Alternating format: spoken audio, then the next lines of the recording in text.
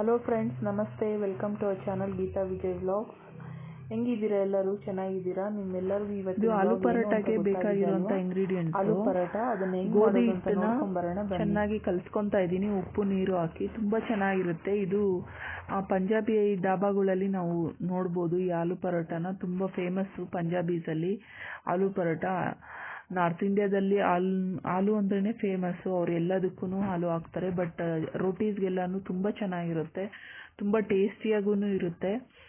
ಮಕ್ಕಳಿದ್ರೆ ಮನೆಯಲ್ಲಿ ಅವ್ರಿಗಂತೂ ತುಂಬಾ ಇಷ್ಟ ಆಗುತ್ತೆ ಆಲೂ ಪರೋಟ. ನೋಡಿ, ಇದಕ್ಕೆ ಚೆನ್ನಾಗಿ ನೀರು ಹಾಕ್ಕೊಂಡು ಹಸಿಟ್ಟನ್ನ ಚೆನ್ನಾಗಿ ಕಲಿಸ್ಕೋಬೇಕು ಫಸ್ಟ್ಗೆ. ಇದು ಸ್ವಲ್ಪ ಕ್ಯಾಮ್ರಾ ಇದು ನಾರ್ಮಲ್ ಕ್ಯಾಮ್ರಾ ಮೋಡಲ್ಲಿ ಬಂದಿದೆ, ದಯವಿಟ್ಟು ಇಗ್ನೋರ್ ಮಾಡಿ ಅದನ್ನು. ನೋಡಿ, ಚೆನ್ನಾಗಿ ನಾದ್ಕೋಬೇಕು. ಚೆನ್ನಾಗಿ ನಾದ್ಕೊಂಡ್ಮೇಲೆ ತುಂಬ ಚೆನ್ನಾಗಿರುತ್ತೆ. ನೋಡಿ, ಇವಾಗ ಚೆನ್ನಾಗಿ ಚಪಾತಿ ಹಿಟ್ಟನ್ನ ಇಸ್ಕೊಂಡಿದ್ದೀನಿ. ಇದನ್ನು ಸ್ವಲ್ಪ ಹೊತ್ತು ಸೈಡಲ್ಲಿ ಇಡೋಣ, ಒಂದು 10 ನಿಮಿಷ. ಮತ್ತು ಬಾಯ್ಲ್ ಮಾಡಿ ಹೊಟ್ಟು ತೆಗೆದಿಟ್ಕೊಂಡಿರೋ ಅಂಥ ಆಲೂಗಡ್ಡೆ, ಅದನ್ನು ಚೆನ್ನಾಗಿ ಇಸ್ಕೋಬೇಕು.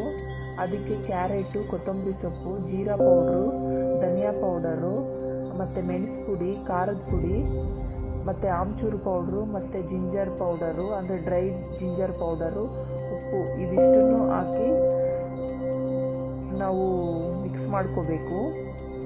ಆಲೂಗಡ್ಡೆಯಲ್ಲಿ ಚೆನ್ನಾಗಿ ಇಸ್ಕೋಬೇಕು. ಅದನ್ನು ಆಲೂಗಡ್ಡೆಯಲ್ಲಿ ಚೆನ್ನಾಗಿ ಮಿಕ್ಸ್ ಆಗಬೇಕು. ಅವಾಗ ತುಂಬ ಚೆನ್ನಾಗಿರುತ್ತೆ ಅದು.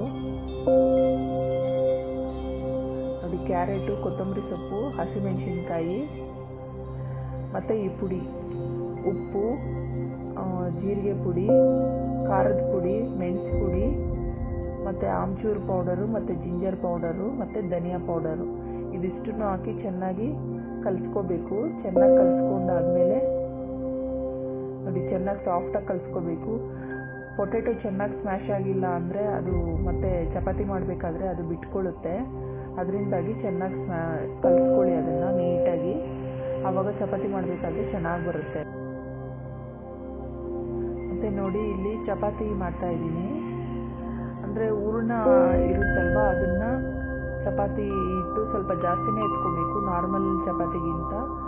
ಅದನ್ನು ಎತ್ಕೊಂಡು ಚಪಾತಿ ಹಿಟ್ಟಲ್ಲಿಟ್ಟು ಅದನ್ನು ಚೆನ್ನಾಗಿ ಲಟ್ಟಿಸಿ ಸ್ಟವ್ ಮೇಲೆ ಹಾಕಿ ನೀಟಾಗಿ ಫ್ರೈ ಮಾಡ್ಕೋಬೇಕು. ಚೆನ್ನಾಗಿ ತುಂಬ ಚೆನ್ನಾಗಿ ಬರುತ್ತೆ, ಟೇಸ್ಟಿಯಾಗೂ ಇರುತ್ತೆ. ಮಕ್ಕಳಿಗೆ ತುಂಬಾ ಇಷ್ಟ ಆಗುತ್ತೆ.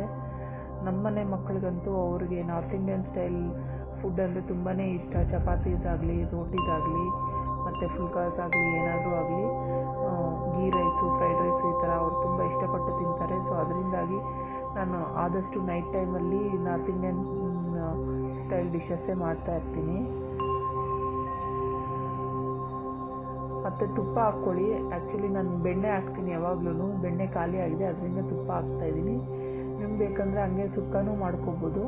ಇಲ್ಲ ಅಂದರೆ ಮಕ್ಕಳಿಗೆ ಅಂತಂದರೆ ಸ್ವಲ್ಪ ತುಪ್ಪನೋ ಇಲ್ಲ ಬೆಣ್ಣೆನೋ ಹಾಕಿ ಮಾಡಿಕೊಡಿ. ತುಂಬ ಚೆನ್ನಾಗಿರುತ್ತೆ, ತುಂಬ ಟೇಸ್ಟಿಯಾಗೂ ಇರುತ್ತೆ, ಚೆನ್ನಾಗಿ ಬರುತ್ತೆ, ಸಾಫ್ಟಾಗೂ ಇರುತ್ತೆ. ಮತ್ತು ಇದನ್ನು ಬಿಸಿ ಬಿಸಿಯಾಗಿ ತಿನ್ನಬೇಕು. ಇದ್ರ ಜೊತೆಗೆ ದಾಲಲ್ಲಾಗಲಿ, ಉಪ್ಪಿನಕಾಯಲ್ಲಾಗಲಿ, ಮತ್ತು ಮೊಸರಾಗಲಿ ಹಾಕ್ಕೊಂಡು ತಿನ್ಬೋದು. ತುಂಬ ಚೆನ್ನಾಗಿರುತ್ತೆ, ತುಂಬ ಟೇಸ್ಟಿಯಾಗಿರುತ್ತೆ ಬಿಸಿ ಬಿಸಿಯಾಗಿ. ಮತ್ತು ಪುದೀನ ಚಟ್ನಿ ಇಲ್ಲ ಕೊತ್ತಂಬರಿ ಚಟ್ನಿ ತುಂಬಾ ಚೆನ್ನಾಗಿರುತ್ತೆ. ನಾನಿಲ್ಲಿ ದಾಲ್ ಮಾಡಿದ್ದೆ, ಸೊ ಅದ್ರ ಜೊತೆನೇ ತಿಂತಾಯಿದ್ದೀವಿ ನಾವಿವತ್ತು. ನೋಡಿ, ಚಪಾತಿ ಎಷ್ಟು ಸಾಫ್ಟಾಗಿ ಬಂದಿದೆ ಅಂತ. ತುಂಬ ಚೆನ್ನಾಗಿ ಬರುತ್ತೆ ನೋಡಿ, ಚಪಾತಿ ಎಷ್ಟು ಸಾಫ್ಟಾಗಿ ಕಾಣುತ್ತೆ. ನೀಟಾಗಿ ಎಲ್ಲ ಕಡೆ ಫ್ರೈ ಆಗಿರುತ್ತೆ, ತುಂಬ ಚೆನ್ನಾಗಿರುತ್ತೆ. ನೀವು ಈ ಥರನೂ ಮಾಡ್ಕೋಬೋದು.